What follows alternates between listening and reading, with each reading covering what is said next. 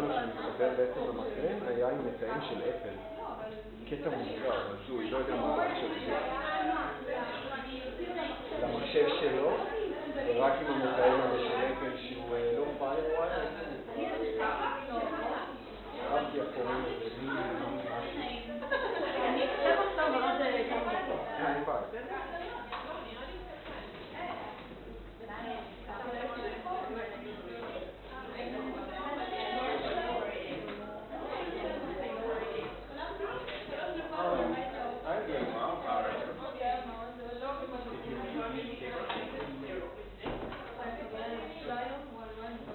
I read it.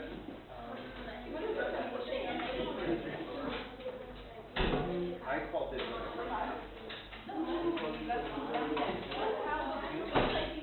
אוי, עכשיו נשארה בעיה, איך נראה משהו?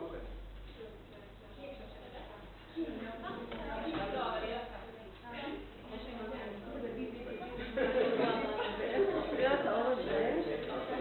אוי, לא טוב. צורה?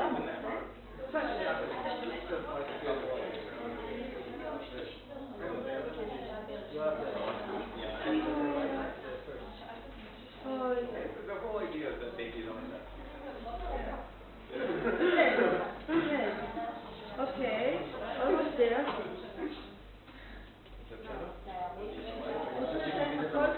תגיד את המקרן, לא טוב. אתה יודע איך מעלים את זה? עכשיו הוא דולק. עכשיו הוא דולק, כן, רק שלא רואים את התצוגה של המחשב שלו.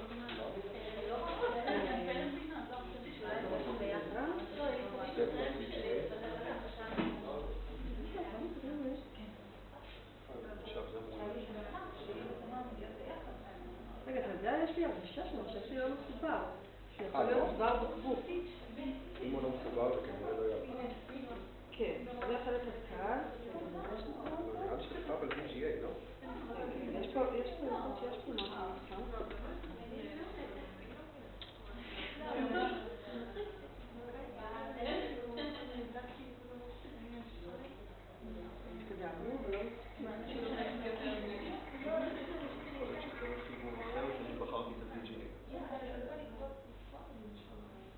אז רגע, באיזה זה? זה לפטופ VGA, לפטופ HDMI אולי. זה יותר כמו HDMI, אז נראה רגע. המקרן דולק בכל מקרה. הוא קבוי עכשיו. איפה את? מה אני צריכה את הנה זה... יש עוד משהו. רגע, לא, עכשיו זה ניגע. רק המקרן כן, אנחנו עושים את התצוגה. כן, כן, כן. זה לפטופ HDMI מה שהיא עובדת?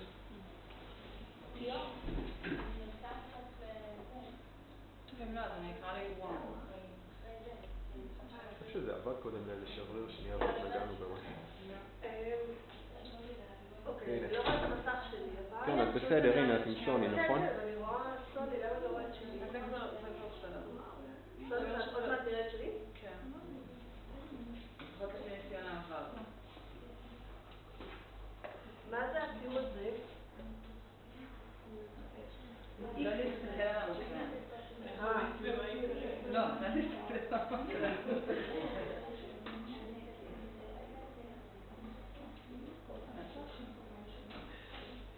Yay! Okay, let's start. Good afternoon. I'm interested in the distribution of features which is way non-uniform. And I wonder what it means. Because now, I can. Is it a left? It's a left? No, it's straight. Okay, straight. All right. Okay, this is not the main topic of the lecture. רגע, מה אני צריכה לשתף?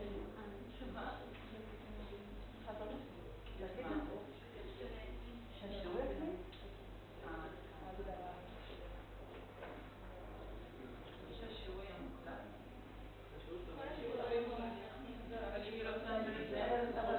בהם, טוב, הדלקתי, או שזה יעשה משהו או שלא, אוקיי.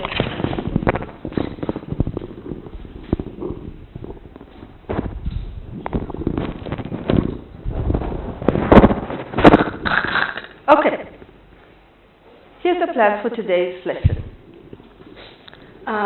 We'll start with discussing the exercise, the statistical learning exercise, what you did, how you did. We all have the integrated analysis of what you all did, and you had some time to look at it, think about it, and also experience it. So we'll discuss that for a bit, and then we'll have the presentation of the paper that we planned for last time. Actually, I think it's very proper for this lesson, really, because we'll talk about it a little, then we'll have a break, and then we'll try to integrate, at least at an introductory level, the concepts of statistical learning or to put within a unified framework the concept of statistical learning that you have done for today, which is kind of learning conditional probabilities between syllables, whether you do or you don't, to what extent we do, and then other form in a way of statistical learning, which is kind of reasoning or implicit reasoning about the data that you've been exposed to in terms of the syntactic structure, and then I'll talk about syntax in a little bit generative manner, current computer or current and previous concepts of computer language analysis, where Andrea Ben's talk from last week is kind of part of it, and how it relates to cognitive reasoning about, or cognitive concepts of reasoning, which is kind of to what extent this is really cognitive, the paper that you will present today. And I'll mention something about AGL, which in a way is another form of statistical learning. AGL stands for Artificial Grammar Learning. This is the nature of the exercise that you're going to do today, to get today. It's also kind of experience, to get soon. I'm not sure it's completely ready yet, but the idea is that, again, to give you an experience of what it means, how the results look like, and how it's related to all sorts of statistical learning. So we'll discuss all these in some extent in the second part of the lesson today.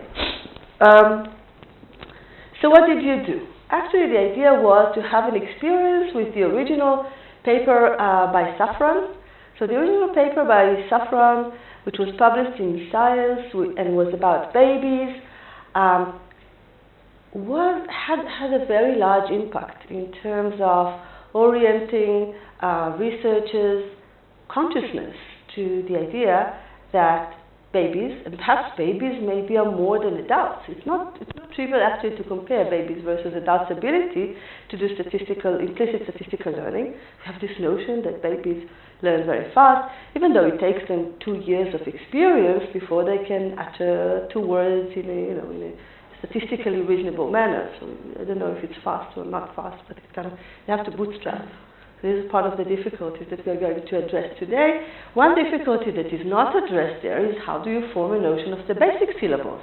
The idea is that you have some form of representation of the syllables, and then you have them presented in consistent sequences, and you learn something relatively quickly about these sequences, even when you don't try. Obviously, babies did not try, right? Were you trying to remember the sequence of syllables when you did the exercise? So what did you think of when you were exposed to the sequence? Did you realize that you're going to be asked afterwards about the sequence? I noticed that there are sequences that repeat themselves and try to remember them, and in the test phase I just completely forgot everything. I tried to remember. Okay. You had the test effect, the exam effect, or okay. So you think you did chance level? Almost chance level. Because it wasn't like we didn't need directions before, so I tried not to what I felt is that I'm not trying to memorize, but some two sequences of syllables were repeating themselves. I felt like they were repeating themselves a lot, and I felt like I noticed them, but I wasn't sure of, like, my bottom line is that because all of what we did before was memory tests, so I kind of was thinking of the other tests we were doing, like I should memorize things. The syllables. Asked afterwards, even though it wasn't really explicitly. Even though it's different type of memory, because in one you're asked about the items, and here you're asked about, all the, even the instructors, they all use the same items, so whatever is changing, that's the sequence, right? So it's just the transitional probabilities that you're asked afterwards, right? Yeah, but because you don't have, like, I didn't know, technically, like, you don't have that information before, so anything you memorize is just based on... They think that if you were asked for a syllable that was not presented in the entire set, you would have had an easy time to tell that it's not familiar? It depends which syllable. Well, if it's completely, very, very, very extremely similar to a syllable that was there, that's a different story, right? If you have a different consonant, and taking a new consonant, so it's easier. If you have a familiar consonant, like the combination of consonants and vowels, Right. it's like you had me and now you have mu. You think it would be easy? You think if it's a combination of a consonant that was there and a vowel that was there, but the conjunction is novel? Say that the syllable as a whole wasn't there, then If none of its completely. But this kind of question would have been, in a way, conceptually, in terms of statistics, more similar to the, of course here you have lots of presentations, small sets, etc., but it's kind of the distribution of statistics. What are the items? Is it a novel item rather than, okay, I know the items, they're all familiar, but now I'm asked about the transitional probability, and the question is, how good are we? To some extent, automatically, but obviously, well, this is probably true for the babies, but it's very difficult to tell what people are actually trying to do, even if they're not told any task when they're listening, because we have some tendency to chunk things. So what does it mean that we have a tendency to chunk things? All right? So the initial paper with the babies was,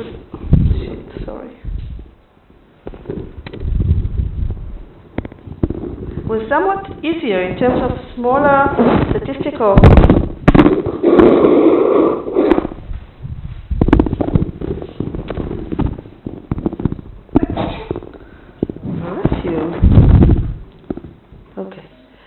smaller statistical things to learn, fewer items to learn. So there were 4 3-syllable nonsense words, and there were 2 minutes. Let's see, how long well, your training was rather short, right? It's kind of, okay. So here are kind of the original results. So, of course, the measurement means when they're babies is different, you don't ask, etc. So what you measure is the time they look, and there is a difference between the familiar items and the novel items, right? This is 7.97 seconds, and this is 8.85 seconds, so the novel-induced sort of longer attending. But it's not a huge effect, okay? Nobody will dispute that it's not a huge effect. The whole claim originally that it's significant, right? This is kind of, there's the effect magnitude and effect significance. So the idea is that it's a significant thing, and obviously they notice that it's not a large thing, so they have a second experiment in the sense that it's reproducible, okay? So it's small, but it's reproducible. And again, in the second experiment, it's like 6.77 and 7.6, and statistically it's a larger level of significance, a higher level of significance, and it still is a small effect. On the other hand, it's just 2 minutes, you know? It's kind of the fact that even within 2 minutes you can do something which is above significance, etc. There's the whole thing of baby thing. Why? Because the way you give grades to babies has to do, to some extent, it's very difficult to avoid any tendency, any personal inclinations. This is very difficult. To some extent, they were then criticized later for the robustness of their effect. But overall, I guess, well, let's see. Is it reproducible with our class? What was your? Reproducible is there, I think, even because the exist in the novel items is more than the familiar. But if you look in experiment 1 versus 2, the difference between them is similar to the. So the question, well, it's a good question to what do you expect from a replication? Do you expect to replicate the nominal numbers that were attained by each of the groups? Or, and this is typically why people do within participants comparisons, because there are many things. It's not just easy. I think there is justification for it, because there are many things that can change across experiments and are changing in a manner that you do not control. You would have liked them not to change, but they probably often change in a manner that is not related to the thing that you're asking. So if you compare within a group, all these things can be like this, and what you're asking, right, is like, is this consistent? So yes, typically, if it's a large effect, the magnitude of the effect would be larger than the difference, but it's not necessarily the case. I don't think it's necessarily the case. What happened? Yeah. The way I analyze it, I think there is slight effect of our class. We could have, on average, identify which is which. And if we look only on the average responses and certainty compared to those distractors, there is as a class we were more certain when it was true with not distractors. So it could be kind of similar to what they did with the babies, only babies had to look and we had to create similarities. So what you're saying is that when you analyze the class results in a manner that is sensitive to subtle differences, and we'll be specific in a minute, you can find that the effect is reproducible in the sense that you, under similar conditions, not the same, you find something which is significant also in class.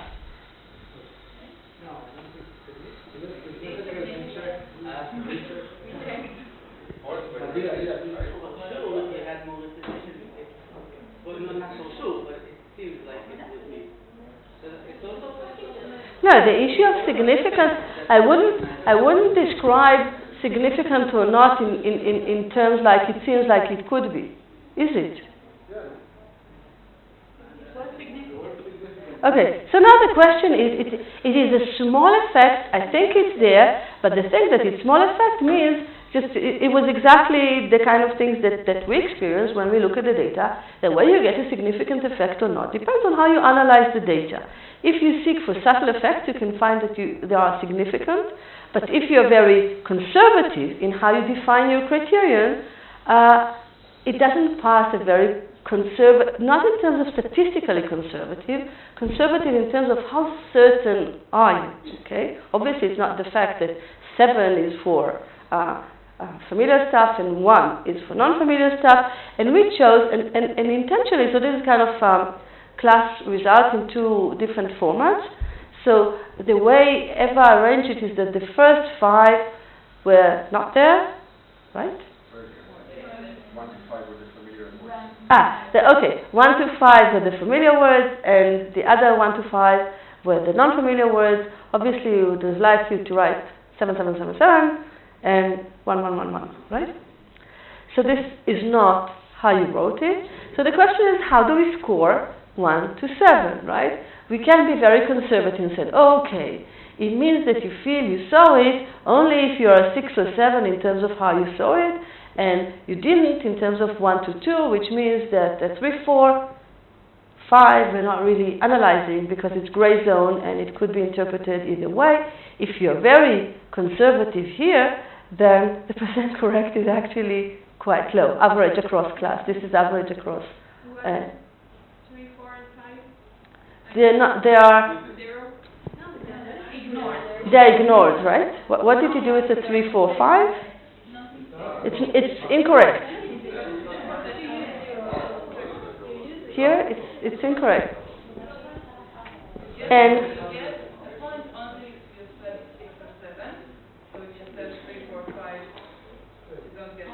right. So 3, 4, 5 are always wrong. This is a very conservative. It doesn't pass any conservative threshold. That's the point. Just like you notice when you analyze it. You can do it slight. Can I ask something? Why? If it's related. Why did it have to be on a scale of 7 and not just is it familiar, yes or no? It's a matter of choice. We could have done it, is it familiar, yes or no.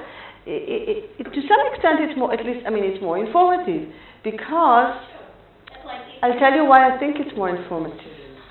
Can I tell you why I think it's more informative? I'll tell you why I think it's more informative. Because some people will say 1 because criteria differ across participants.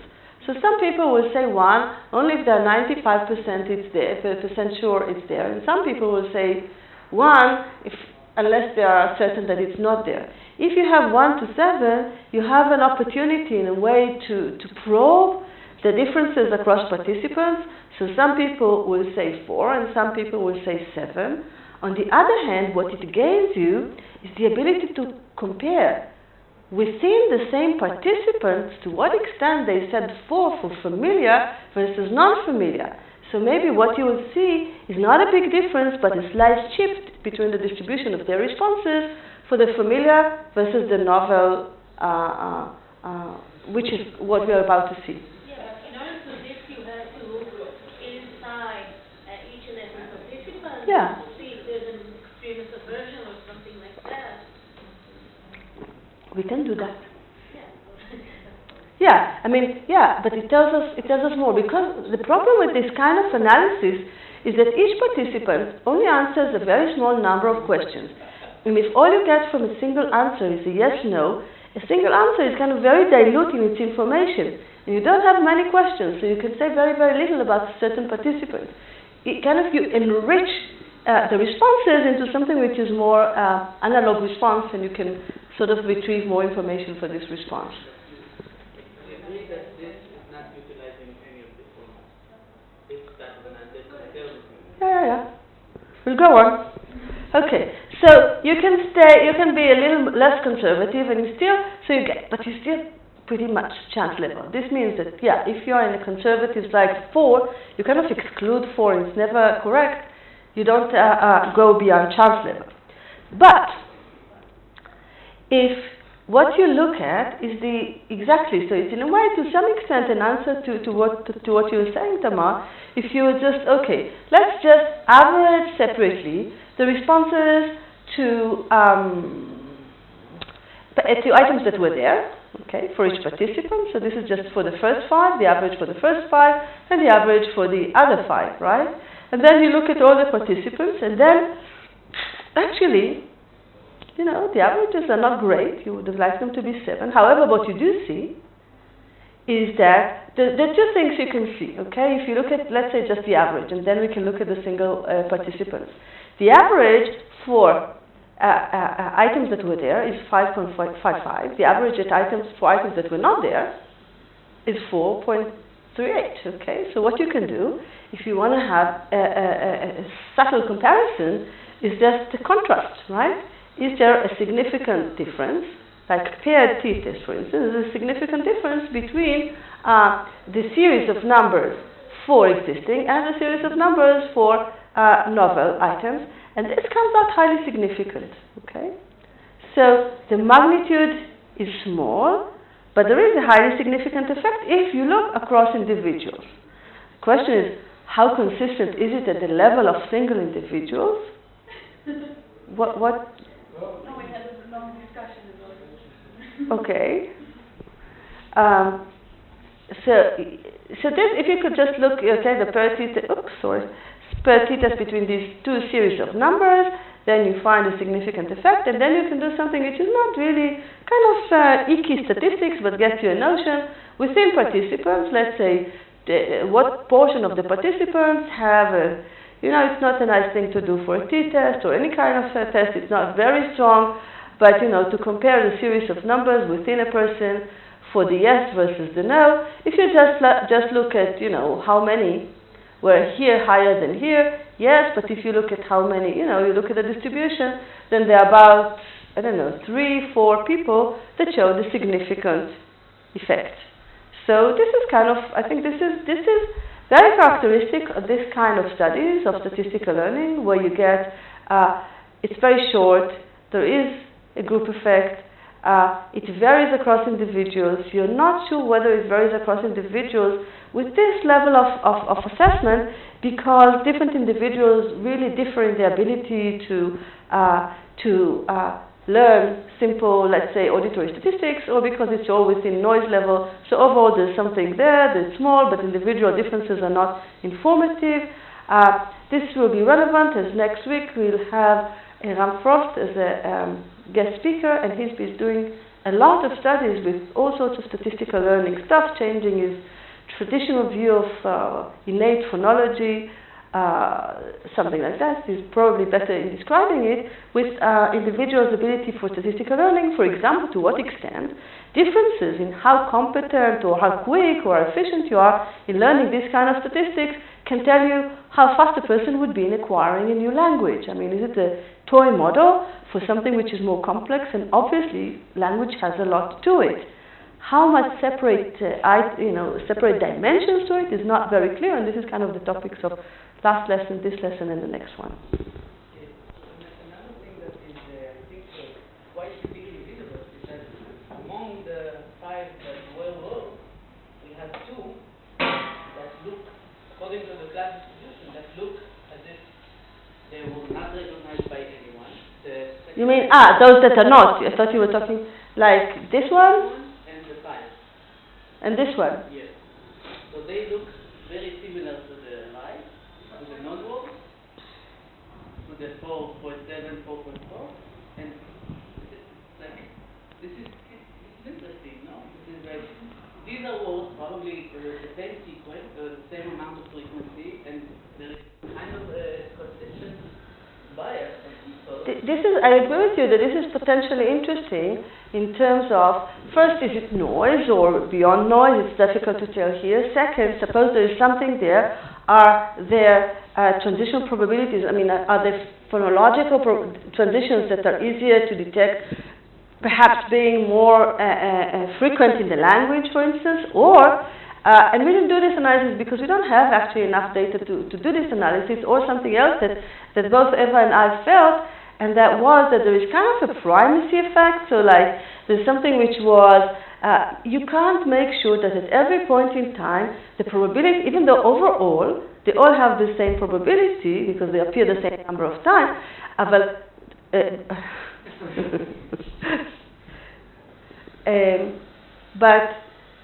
you can't, at least if you just randomize it, you can't ensure that the distribution is equal across different slots in time. So for instance, maybe we learn better because we have some primacy effect. Because for instance, I personally learned the one triplet that I was first presented with, and it was kind of more salient to me. And then I thought, because I'm not a naive listener, I thought, okay, now this will help me learn, just as you suggested.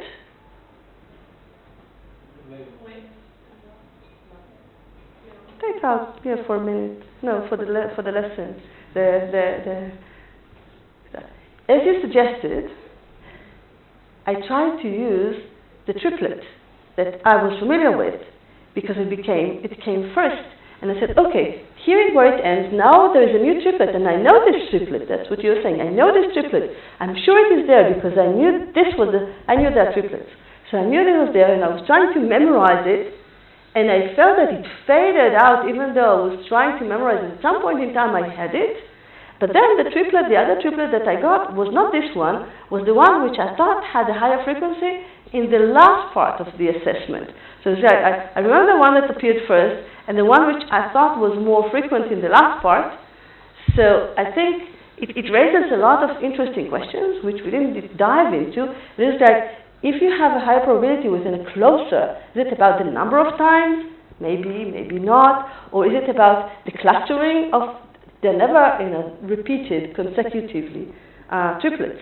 But sometimes you get the chance to have, okay, within a small window, you have some. Does it really increase the rate of learning? So these are all questions that can be addressed, and we didn't, but I agree with you. There is something, one other thing that there's also something interesting here, and this is that the average, overall average, is what? Right. I don't know, it's very, but it kind of is above, it's not in between. It's like everything looks slightly familiar, right? So it's kind of, there's a slight familiarity, perhaps because we're using the same items, etc. So overall, and in this respect, you see that, and okay, really this is why the most sensitive measure is a comparison. Everything looks familiar a little bit, but this looks more familiar, right? I wonder if our performance would have been better if there were a visual task and we were instructed not to pay attention to the syllables. Because I think that there have actually been studies on this with, in terms of statistical learning for segmentation, that people actually perform better when they're not attentive. People perform better when they are attentive. No, there have been studies on, I mean, this is a general statement, but there have been studies on this paradigm. It doesn't matter if you're interested, I will tell you more about it afterwards. But there have been studies. Of course, it depends on how the task you're doing is related to the segmentation you're asked to do. If the task is interfering with the segmentation, then it kind of interferes with the task. So it depends how you do it. But basically, it has been shown that it does gain if you're attentive. I mean, performance and even this implicit learning. So the attention need not be to the actual task, but the task should not be interfering with the triplet kind of level of chunking. You can do a task, that forces you to segment to 2. Well, this will not be good for that. But basically, if you're attentive, it is better. Questions? Okay. So what we'll have for the next exercise is AGL, which in a way is a more demanding one. AGL in the sense that it's not the item specific that you're experiencing, that you're asked about afterwards, but it's the underlying rule. We'll discuss that. So, and this has been a tradition from syntax learning, and we'll get to it in the second part of the talk. Just to clarify, just because we didn't get into it, I hope you're all aware of these or familiar with these terms. Just different levels of language stimuli in a way. Phonology, right? So what we were studying is the conditional probability between syllables, right? This is the phonological level. Statistical learning. Statistical learning between syllables.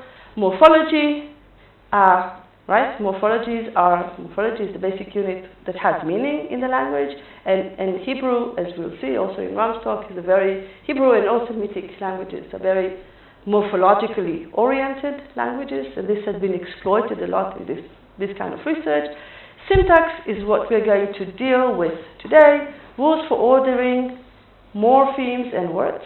Semantics, meaning of the words, and kind of the topics we're going to discuss in today's lesson is to what extent syntax and semantics are kind of autonomous, right? So in the generative literature, syntax has an independent standing regardless of semantics.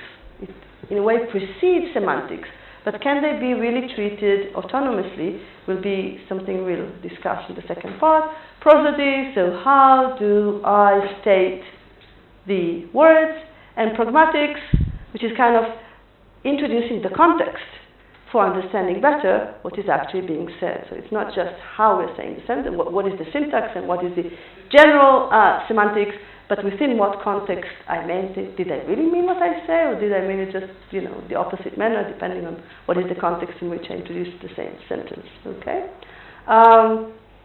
As I said, in terms of general approaches, generative grammar, to what extent has Yossi talked about generative grammar in the introductory course?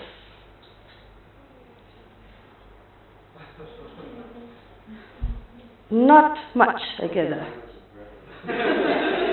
Lots. Really? That's the answer. Lots?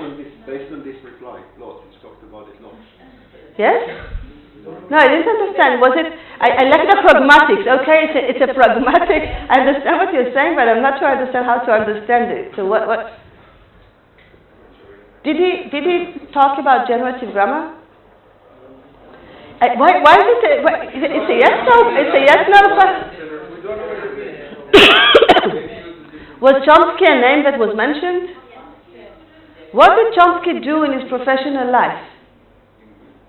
Okay, can you be slightly more specific? Universal grammar?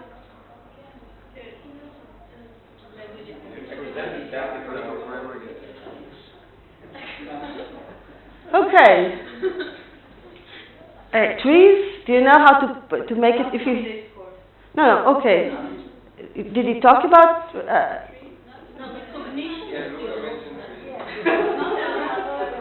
syntactic trees of representing sentences?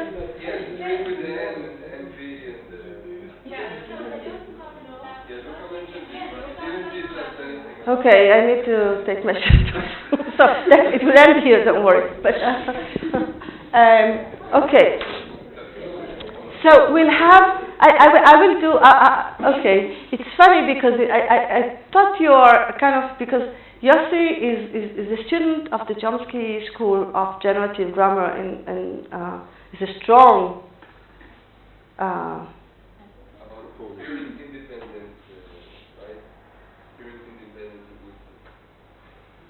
Social, kind of, okay. And okay, but that you are born with an innate machinery to acquire syntax, right? And this innate machinery applies across languages, and it is largely independent of the semantics of the words. Okay. Okay, and which term? Generative. Okay. No. Okay. We'll see. In fact, if you get into things that you're really well familiar with, just tell me. Okay. We haven't had this problem yet so far.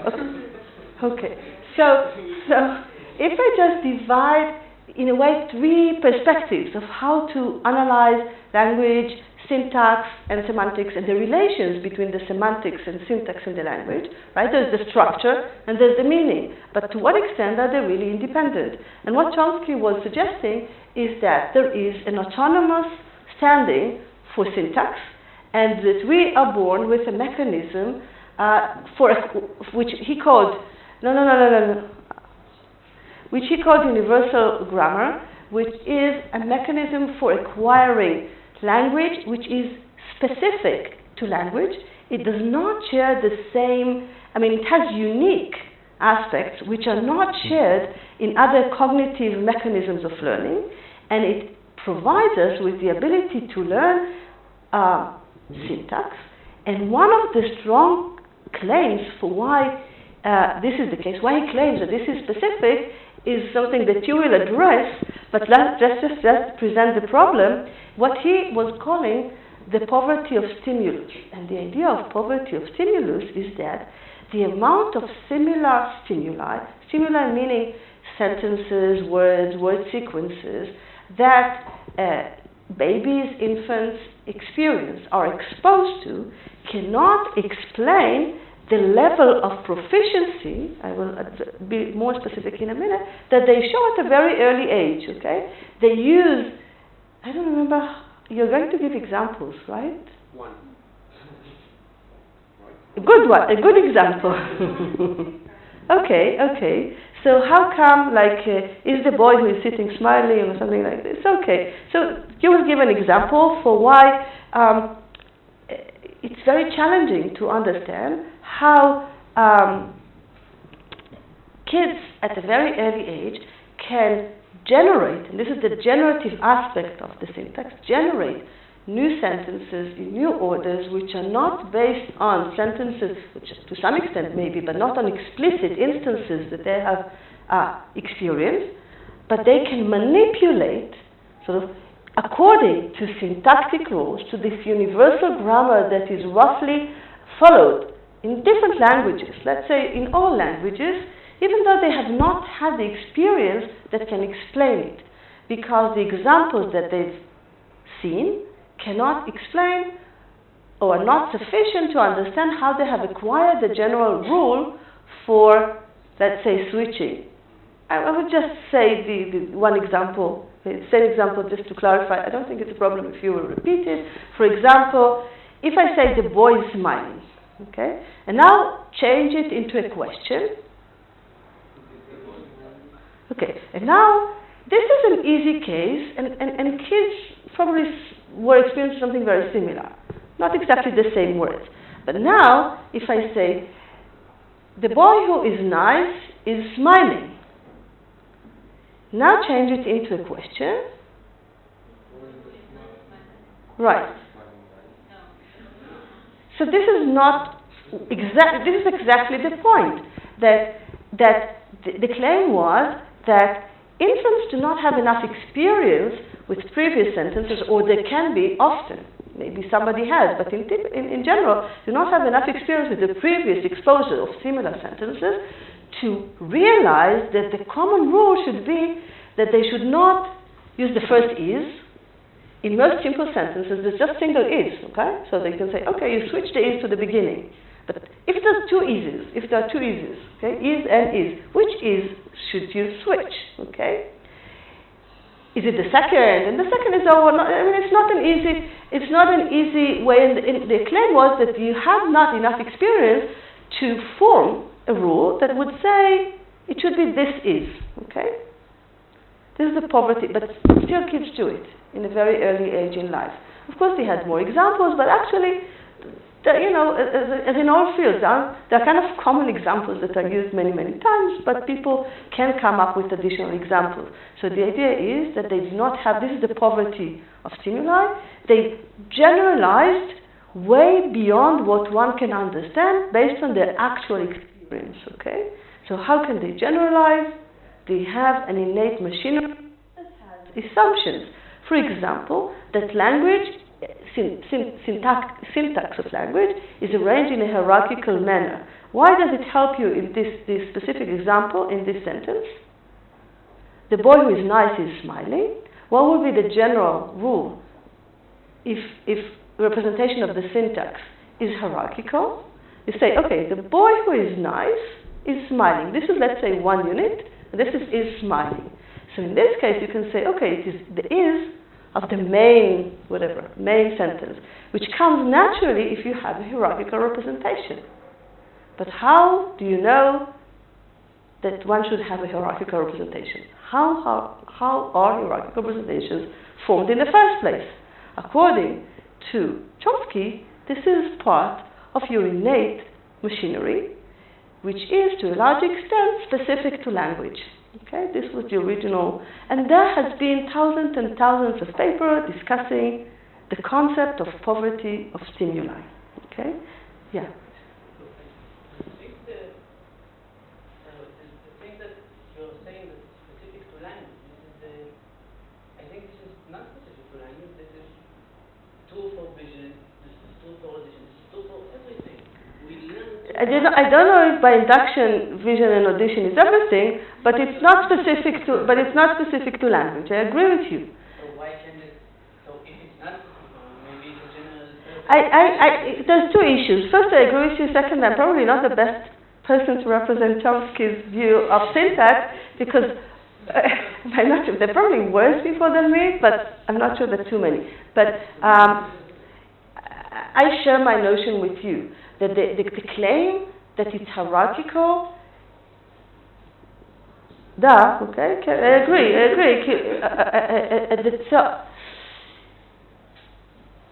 Let's explain. I share that. But now, suppose we even agree on that. Do we ask now? I'm actually not sure about the answer, and this is something I've asked myself because of these discussions in literature. Did you know? I will talk and then you will talk after because I've kind of. But you will talk today. You will talk today. Shorter by like 5 minutes. You will talk today because I wasn't sure that everybody is mentally ripe to hear why this is an important question. Anyhow, I will. Suppose okay, there are hierarchies in division in audition. You know something about the hierarchy in vision and hierarchy in audition. Is it a question? But how are these formed? maybe there is a question, but the question is not domain specific. Maybe we still have a question, is it an innate, is it necessarily innate? Is it an inference about the environment that we infer? And then to some extent, maybe it's interesting, but maybe it's interesting in the same manner across domains, etc. So this relates actually to the paper that they will present straight after the break. And this is, maybe there's something similar in the Bayesian inference. In a way, the whole concept of Bayesian inference is not really domain specific, but they are presenting this question in the context of language and the experiences that people had. And I think it's an interesting question. For me, I'm not sure what the answer I would put is visual hierarchy an innate thing? One could say, perhaps this is because our periphery is very local. Like periphery, we have receptors, it's very local. And what we need to do in life is respond to something which is ecologically valid, which is local, and there's some drive, but it's not a trivial thing to answer. So what the paper tries to address is, can we explain the hierarchy computationally as something that results from experience rather than innate? Is experience sufficiently informative to deduce hierarchical representation of syntax? Okay. You know what? Perhaps the best thing, we'll take a break now. Make it a real, not more than 15-minute break. And the first thing you'll have after the break is your, okay?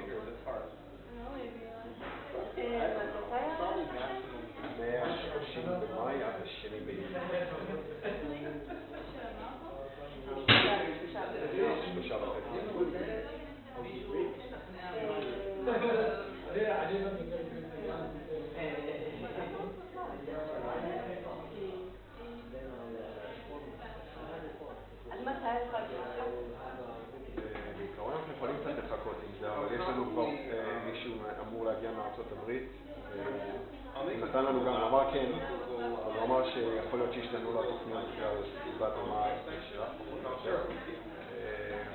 אנחנו יכולים להרשות לעצמנו קצת לדחות את זה, אבל לא יודעים נוכל להרשות לעצמנו יותר מדי דוברים שהם טנטטיביים, ואז אנחנו יכולים למצוא את עצמנו חורים גדולים מדי בפרוגרם. אוקיי.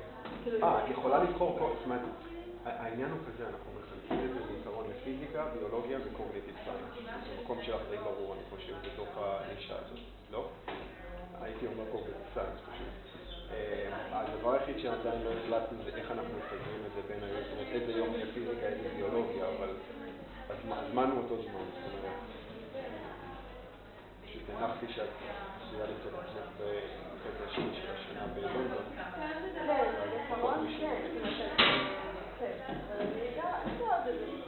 לא לפני חודש, עכשיו. אוקיי, זאת אומרת, את חושבת שזה תהיה עד סוף השנה הנוכחית? זאת אומרת, עד סוף דצמבר או דצמבר?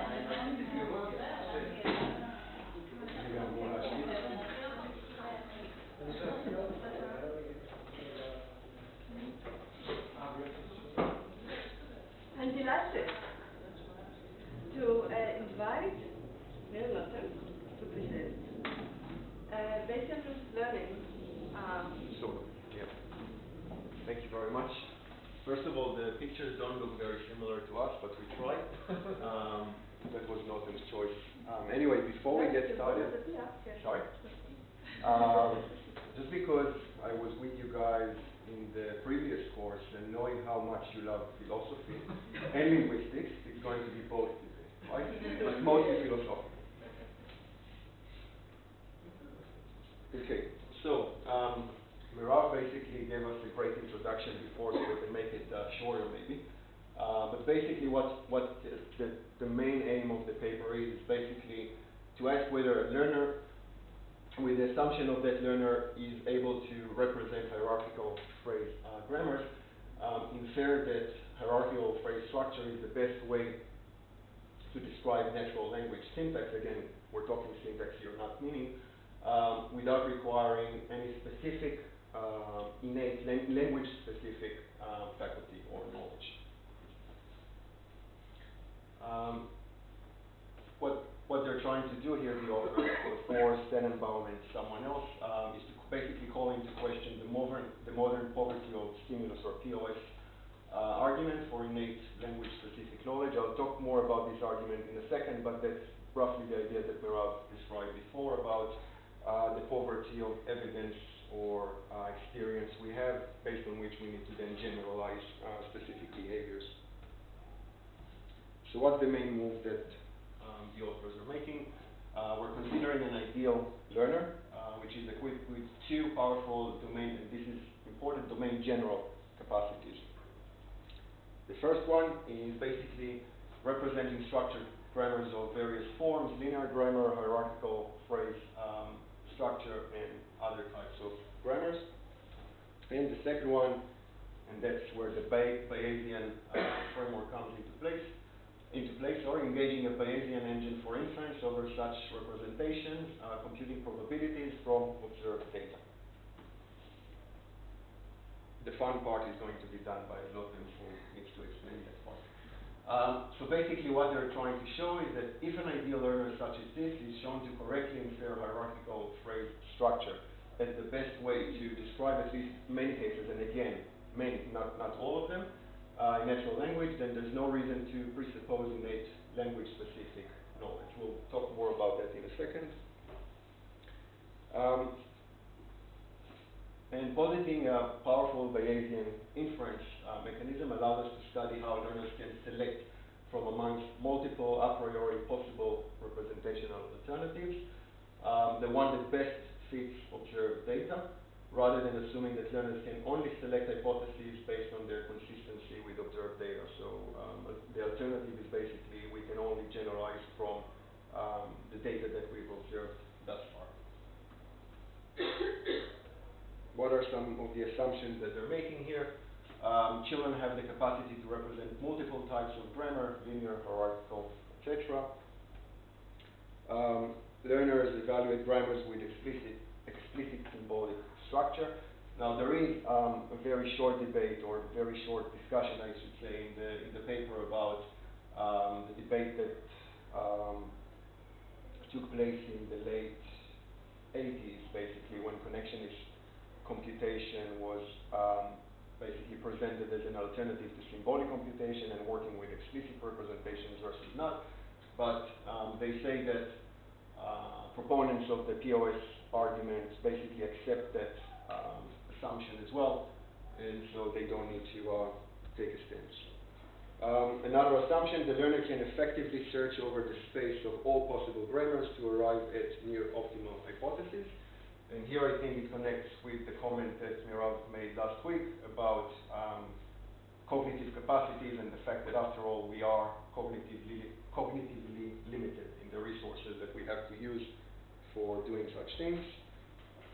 Another assumption is that learners can generate the syntactic forms of sentence tokens by either drawing on a memory of familiar types or consulting some rule-based grammatical knowledge. So either we basically saw something like that before and so we can engage with it, or we need to appeal to something a bit more sophisticated, a rule-based grammatical knowledge. Okay, and here's the example that we had before, an excellent one. The boy who is smiling is happy. Now this I think is something that Yoshi did as well, only that his errors always were a bit scattered. So one option to basically convert this declarative into an interrogative or question in more familiar terms is basically take the is before smiling, put it in front of the clause, and then you get the wrong way of doing it. And the other way, if you do realize that you need to take the is from the main clause, then you basically take the boy is smiling as not quite sure how to call it one phrase, and then take the is basically and put it in front of the declarative, which is the right way of doing it originally. So this example presents a case in question between corresponding declarative and interrogative forms concerning the auxiliary verb is, a problem that they refer to as auxiliary fronting. And the dilemma here is, as I said, either move the leftmost auxiliary verb to the front, or move that in the main clause to the front. Okay, why is that interesting in the context of poverty of stimulus? Now we'll show the, I think that's it. So the first premise, and this is again the general form, not necessarily just about language. So children show a specific pattern of behavior, B. Then they make a particular generalization, G, that must be grasped in order for the child to produce that behavior. And then another premise here is that it is impossible to reasonably induce the generalization simply based on what the children have observed so far. So if they don't have enough data, it's hard to basically, or impossible, as they say here, to generalize. And so the conclusion against which the authors argue in the paper, some abstract knowledge T is necessary to constrain which specific generalizations are possible or probable. Now the more specific version, the version specific to language, I'm pretty sure that's Chomsky. It looks a bit different today. Children manage to produce, understand hierarchically structured sentences. It is impossible to reasonably produce or understand such sentences on the basis of the limited observed data. Therefore, children must be innately biased to favor structure-dependent rules that operate using grammatical structures, phrases, clauses, sentences, and so forth, over structure-independent rules operating only on sequences of words. And here I give you the floor. All right. So basically, what's the purpose of this paper? They're saying, so Chomsky says he has this piece of data, and from this piece of data, he says that he can conclude that there is this innate domain for language. People have this innate capacity for representing and knowing to represent hierarchical structures, and they want to show that it's impossible to learn these structures. Why is their approach new? So this debate about the poverty of the stimulus has been going on for quite a while. Usually those that have challenged Chomsky, they did this using connectionist networks, and in these networks there is actually no representation. Okay, so what they try to do is they try to simulate behavior, similar to what children do, but these networks actually do not represent this hierarchical grammar. So what happens is that the debate between learning and innateness also corresponds with a debate between other representations in the brain, and maybe there's just like this connectionist statistical thing going on, which we represent, we interpret as representations, but the brain actually doesn't represent anything. And what they're doing here is that they want to show that representations can also be learned. So they're not chiming in on this debate. They're only want to deal with the debate between innateness and learnability, and they're doing this by not arguing with Chomsky about whether there are representations. And Nira said a word about this already. So this is basically a unique view. They suggest that a structured theory can be learned. Okay. So what did they do? Obviously, the hypothesis is that children have this Bayesian engine. And there's this multi-level model. So first, there's the theory, and this theory is very general, but whether the structure of language is linear or hierarchical. And from this theory, there is this generalization. There is a specific grammar which includes the auxiliary franking rules, right? So linear languages will have certain grammars, and hierarchical languages will have different grammars. And from this generalization, we see the data, which is what the way children choose to speak. Okay. So according to Bayesian learning, so the pair of T and G, which are the innate capacity, or the innate beliefs, we cannot see these beliefs, right? We can only see the behavior. So these T and G as the pair of innate beliefs is chosen if it's the most probable pair according to the data. So how do you know if it's the most probable pair according to the data? So the probability of this pair according to the data is proportional to the prior probability of the grammar of these innate beliefs, and multiplied by the fit of these innate beliefs with the data. So what we want to do is we want to assess both the prior and the fit with data, and the theory, the pair of T and G that gives us the best fit and the prior, the highest product will be chosen according to this Bayesian engine. Is it clear? Okay, cool.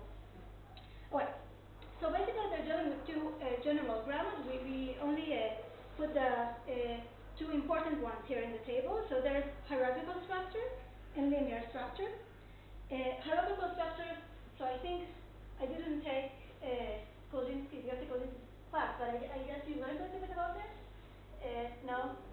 Okay, so basically in linear structure, what will be is that the words are represented according to their order in the sentence, right? So if I have to choose which is I want to front, there is no reason to choose the second one over the first one. But if I have this hierarchical grammar, right, so I can take the child who is smiling as one clause, and it's over here, and then I will have the rest of the sentence as the main clause, okay, which will be, let's say, a verb phrase is happening. So there is reason to actually front the second is, because that is the is that is in the main clause, while the first is not in the main clause, it's in a clause that's underneath the main branch. Supported clause? Subordinate clause. Yeah. So is it clear? Okay. So basically what Chomsky says is we know to choose this grammar because we have to choose this grammar in order to prefer the fronting of the second is.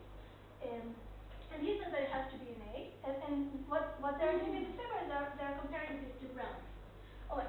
So both grammars are probabilistic. What it means is that they generate sentences with some probability, and this allows us to assess their fit with the data. Hierarchical grammars, they use context-free grammars, and linear grammars were used regular finite state grammars. Hierarchical grammars allow branching in both directions. Linear is what you see, one-sided branching. And hierarchical grammars are considered more complex than linear grammars, but this I will have to qualify because they are more complex in the sense, what Chomsky says is when a child comes to the world and he hears sentences, he has more reason to believe that this is the grammar. Why? Because it's a simple theory, right? And we can see that the linear grammar is a simple theory than the hierarchical grammar. But when we're actually assessing the pairs of both of them, it's not so clear that the pairs of the linear grammar is higher than the prior of the hierarchical grammar. Does this make sense? I'm not sure I understand what the prior of the structure is. Okay, so Assume that it's linear or assume that it's hierarchical? So what they actually did in the paper, and we were trying not to get into the specifics too much, is that they used sort of a production rules or possible production. So if you had a lot of productions, the prior was pretty low, and if you had few productions, you had a simpler grammar, the prior was pretty high. So actually, what will happen is that if you have a very complex language, in a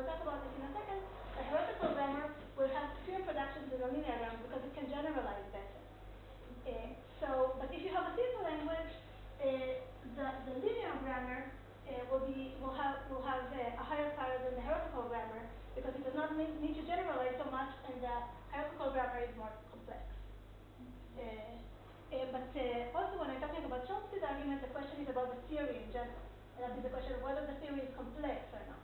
In this sense, the hierarchical theory is more complex. So that's why you will always want to choose the simplest theory if you can. Cool. Okay. So how do you estimate likelihood? So like we said, it's about balancing simplicity and good fit. So you have a very simple theory that doesn't fit the data so well, a very complex theory that fits that theory very well, but the power will be very low, right? And you have something in between, which is something like so you wanna get like sort of the best balance between the two. Right. And as it turns out, hierarchical models are chosen under some assumptions, but it's at least probable or possible to believe that there is good reason to believe that they can be chosen. And basically what they're saying in the paper, in essence, our analysis reproduces one of the founding insights of generative grammar. As Chomsky said, hierarchical phrase structure grammars are better than regular grammars as models of the range of syntactic forms found in natural language.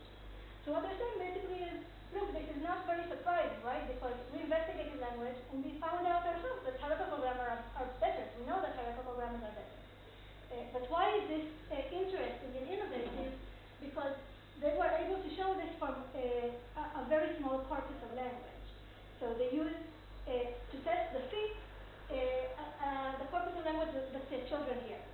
So what they did is that they did not investigate the complete range of the language that we use and use the complex tools that we have to investigate them. They just use this Bayesian engine and a very simple phrases, a very simple language, and were also able to conclude that hierarchical phrase structure is better, again, under some assumptions which we will not go into because they're pretty complex. Okay. Though the ability of the hierarchical phrase structure grammars to generate a higher variety of sentences from pure productions typically results in a lower likelihood, this compression helps dramatically in the prior. This type of grammar, thus, consistently maximizes the trade-off between data fit and complexity. So what they're saying basically is that these hierarchical grammars, when we want to do this balance, they're in the middle, right? So they maximize this balance. They get the best result between the fit and the prior. Okay, so what did they do that made this even possible? The conclusion of hierarchical grammars is better. It is interesting and theoretically important that the amount of data required to infer the existence of hierarchical phrase structure is much less than is required to infer all the rules of the correct hierarchical phrase structure grammar. An ideal learner can infer the correct hypothesis at a higher level of abstraction T from less data than is required for inferring the correct hypothesis at a lower level G. So what are they saying basically? Look, what did Chomsky say?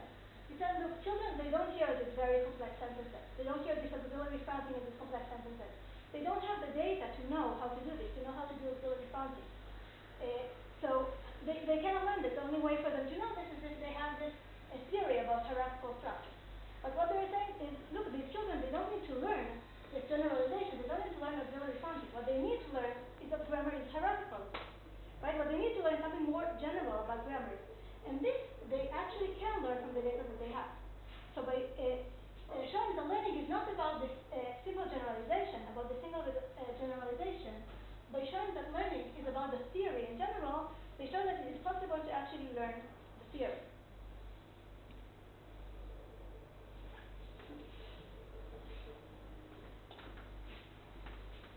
Okay, now that the hard part is done, we'll go back to the easy part. So basically what they're saying is that the proposed model of language learning suggests that there may be sufficient evidence presented in the input for an ideal rational learner to conclude that language is structure dependent, but that without having an innate language specific faculty or capacity. The learner that they describe can correctly form interrogatives by fronting the main clause auxiliary, even if they observe none of the crucial data, and that's against proponents of poverty of stimulus. I should probably say one more thing here. They're not actually committing to any statement about children actually learning in this way. It's not the mechanism by which children do learn grammar. say that this example suffices to show that we don't need to assume a language-specific or innate language-specific mechanism. Some future questions that they mention is worth exploring. If the knowledge that language has hierarchical phrase structure is not in fact innate, why do all known human languages appear to have hierarchical phrase structure? And secondly, how well does an ideal learnability analysis correspond to the actual learning behavior of children? I think that's where we go to Q&A, and you come back.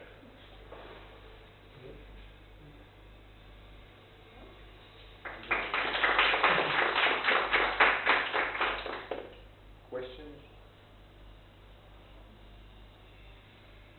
Great. That's exactly what I mean. No? So, this is very interesting. No, in line with what I think, but it might, for me, it might be interesting to look at the details. So what exactly did they do? Because as far as I know, we can't really produce understanding of language artificially by algorithms today. So if we claim that they have some good algorithm that does something interesting, it would be interesting to see what it is. Even if you feed the algorithm the grammar, it can't really produce language correctly, right, and then understand language. So there are so many other things that you need to know, right? So this was actually, we didn't really say it. This is just about the syntax. So what they use sentences with instead of words that have semantics, they only have the syntactic structure. So it was something like noun, verb, auxiliary verb, something like that. So this is what was fed into the algorithm. So the only thing that the algorithm did is learn the syntax. But there is of course so much more to language. So what you're saying is that the input to the algorithm was already in a way, to some extent, the output that the real was trying to produce, to some extent, right? Because the grammatical function of each word was already tagged as part of the input, which is What you there's expect. another issue Yeah, how sure. you learn that, and the question is how do you bootstrap when nothing is known? You have jaga, puja, pija, pija. Now, no, I'm serious. I mean, Yeah, it's interesting actually because I think in the last class, so we learned about an algorithm that uses the grammar to infer about the assignment of whether a word is a noun or a verb. And here we use this information in order to infer about the grammar. But you know, children, we don't have information about either of them. So it's a question: what comes first, and maybe they're linked together. what do they assume that we're born with? Some domain general faculty for them. I think we actually covered that, no? But in terms of, they start with an hypothesis, right? Where does the hypothesis come from? What are the hypotheses? It's not a bottom-up thing at all. It's a top-down process based on hypotheses that came from somewhere, and the hypotheses are what is more likely, right? I mean, the question is what is more likely given the set of symptoms you experience? A hierarchical representation, which is one alternative that you start with as an option, or let's say a sequence, whatever, in a way no structure, linear representation. So they start with this hypothesis, and now there's a law that they assume to begin with. Yeah, of course. So we didn't say that because it was part of the technical part, but actually of course there's infinite amount of possible grammars in the world, right? So you can't start with all these possibilities. So what they use these handmade grammars, and then they search around some of them, which seems very complex in itself. But yes, this is also already a very strong assumption that people have these, or children have these two possible grammars represented, and not a variety of other grammars we haven't even thought about. So yeah, in this sense, their claim, I think it's more, they're trying to make a point. They're not actually trying to show that children can or do use the sort of learning. They're trying to show that it's possible. So they start with like a very a very small claim. Maybe later on it will be developed more and become stronger. But yeah, it's true, of course. Today, to use just a Bayesian engine to learn grammar would be impossible.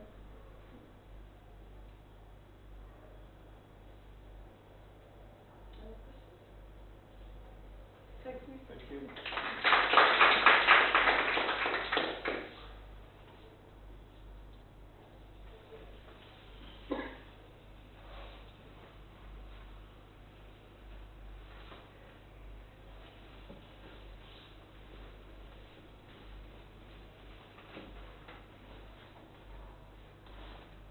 Okay.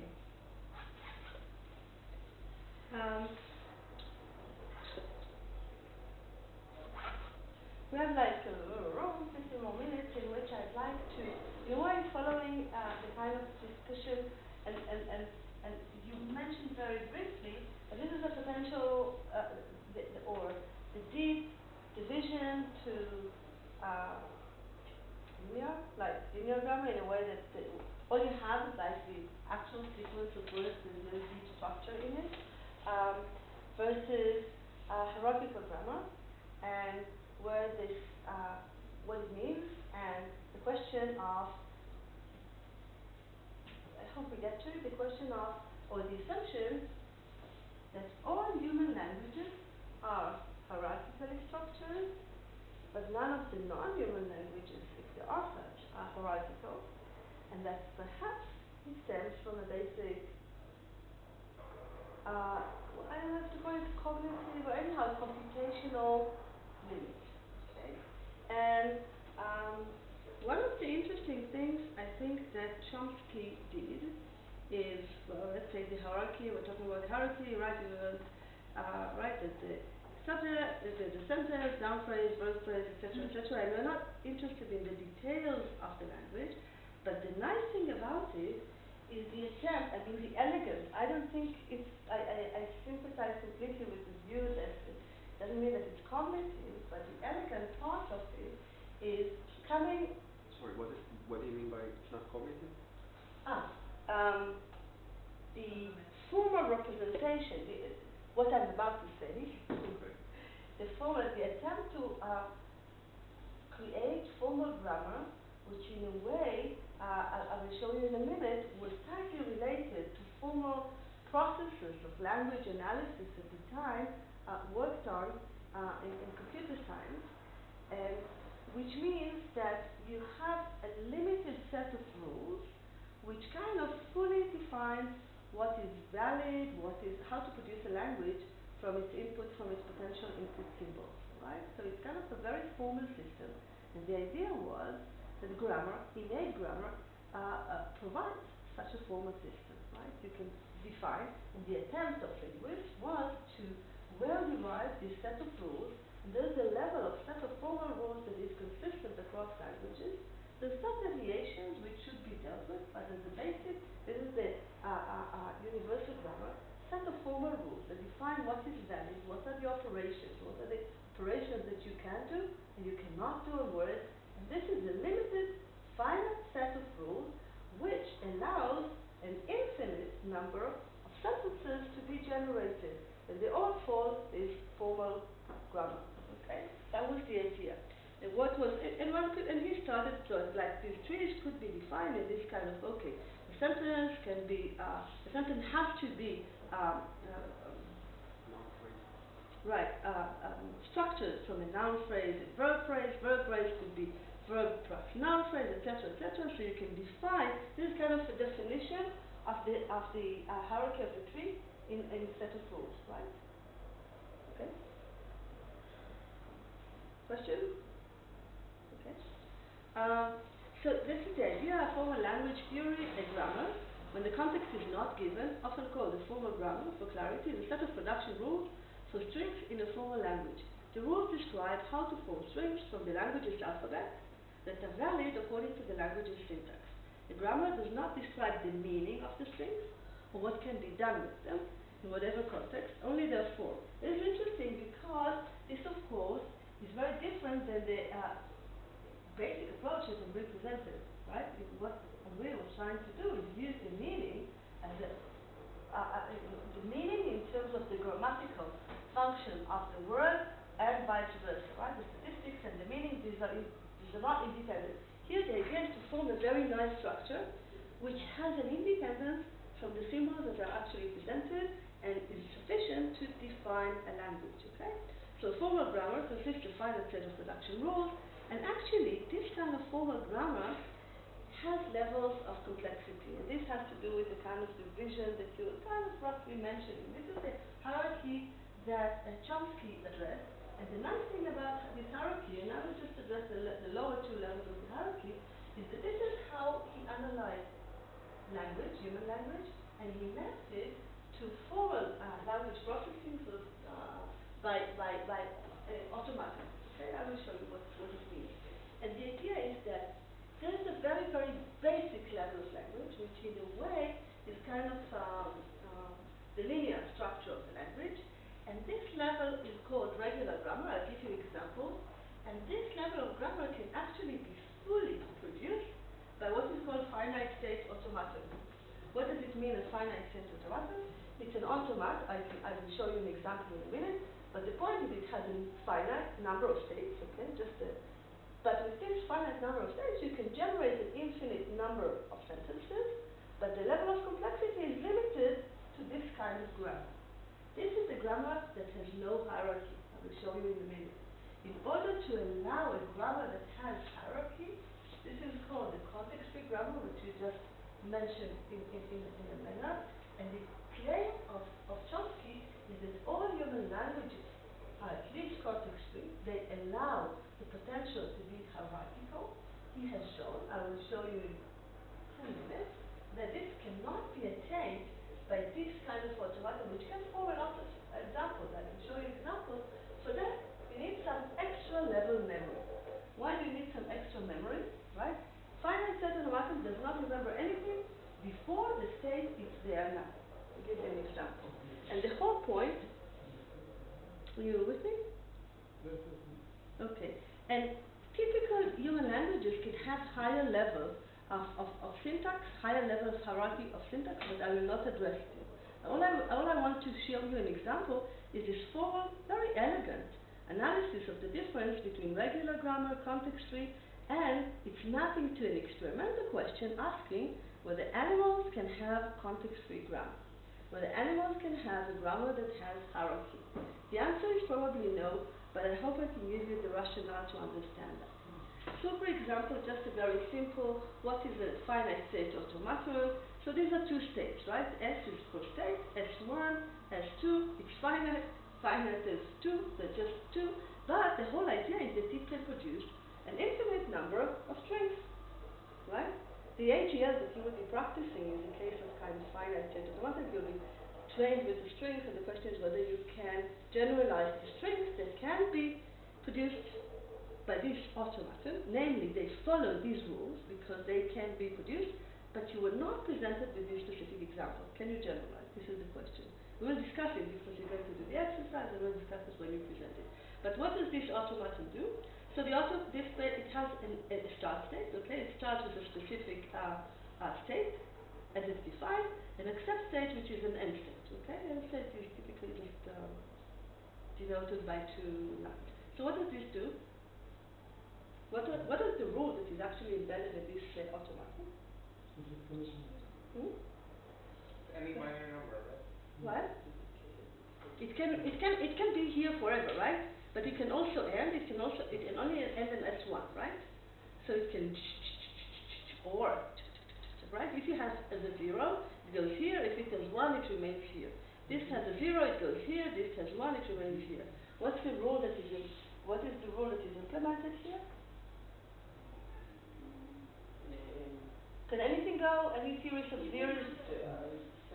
Exactly. Why? Because the only way you can go out is by having an even number of zeros, because you can only go out here, so you can have as many 1s as you want, but you cannot go out without an even number of zeros. Okay? So it's kind of an automaton that implements a rule. You can be given, it can produce an infinite number of strings, right? They all follow a very simple rule, and the limiting rule that is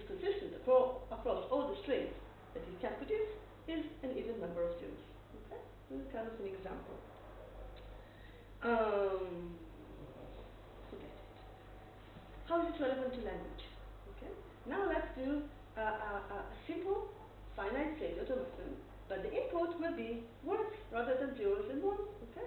So it works on a set of words. So this will be the start state. Okay? And what would be our potential inputs here? Let's say the boy, girl, like set these kind of, I don't want to get into the details, but the point is that if you have a very simple thing, it can produce many sentences. A boy, you can either say saw, and from S3 you can go here, that the boy saw, whatever, okay, you can have this something.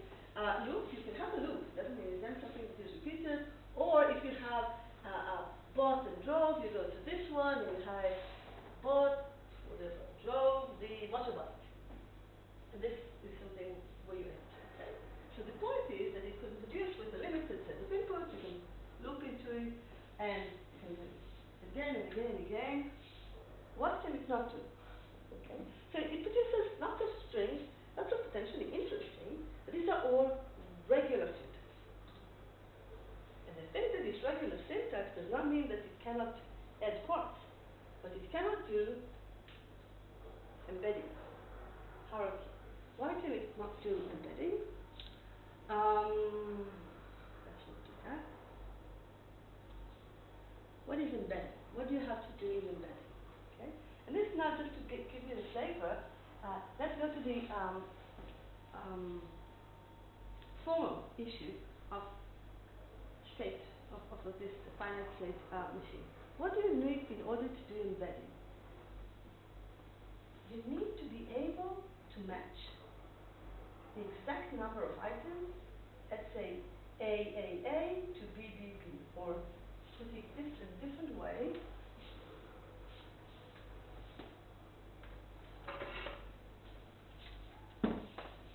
What does a hierarchy mean versus a regular machine? The regular machine, right, the finite element, can do I saw that she saw that he walked, okay? A being nouns, right? Nouns would be I, he, she, okay? These could be verbs, okay? I saw, that she saw, etc. So this is the basic unit. And we can have as many units like this, because we could do that it goes back, okay? Which means that it can produce A, B, n times, n being as large as we want. But this is not embedding. What is embedding? The mother that the sister saw walked away. This is embedding. Meaning, formally speaking, how would you define embedding? Okay, A being nouns. The mother, the sister, okay, A, sister, but now you have to have the same number of verbs so that each noun does something, right? And this would be A1, A2.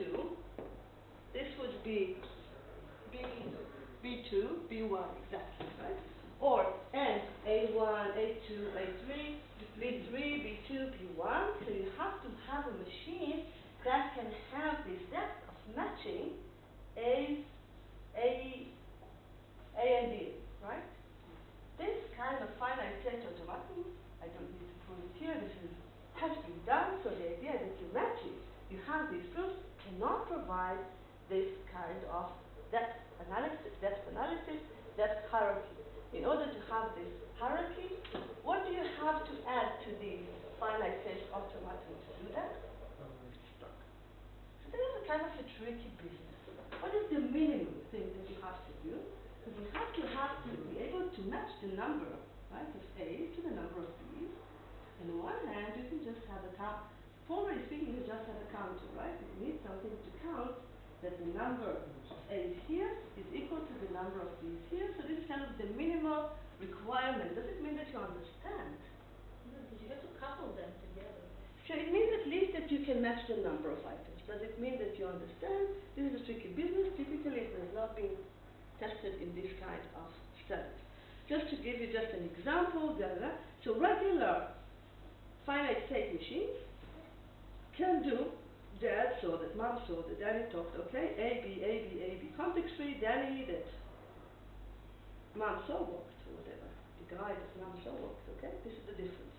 So the point is, or to some extent the decision that the Bayesian reasoner was trying to decipher was, do you have to, or is it a better account for what you see, this kind of machinery?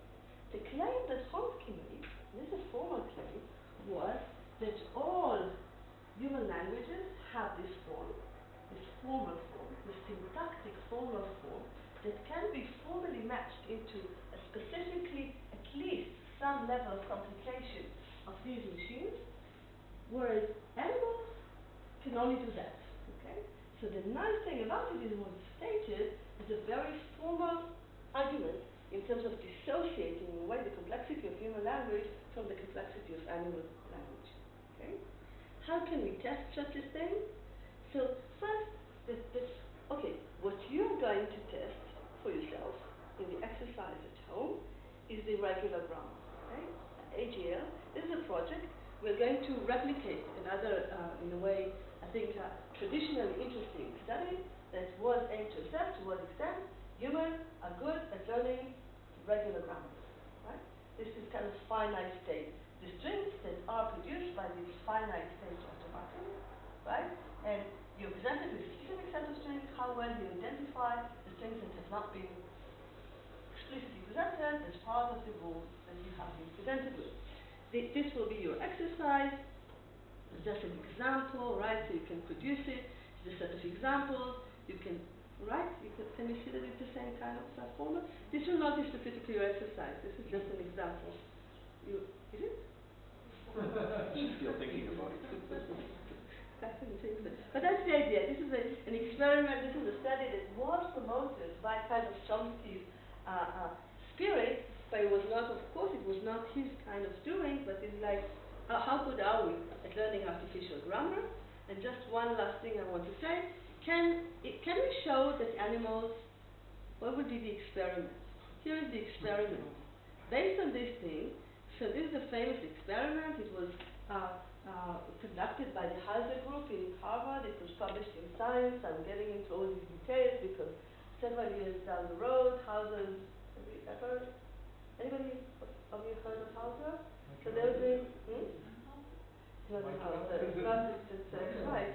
I have no idea from, it's definitely not the same guy. It's definitely not the guy from UK, that's a different, no. Not Michael Hauser. Not Michael.